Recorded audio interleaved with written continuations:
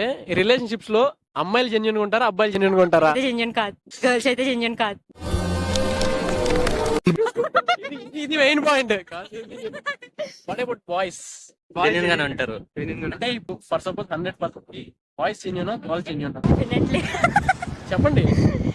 Girls అయితే అంటే ఇది జరిగింది, నిజమైన ఫీలింగ్ వచ్చే వరకు తెలీదు. ఇది జరిగింది. నిజమైన ఫీలింగ్ వచ్చే వరకు తెలీదు.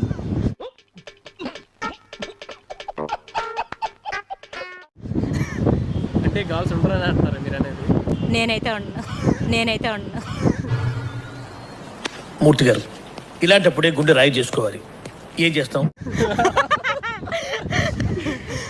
వైరల్ అయిపోతావు అక్క, సరిగ్గా చూసుకో. వైరల్ అయిపోయింది.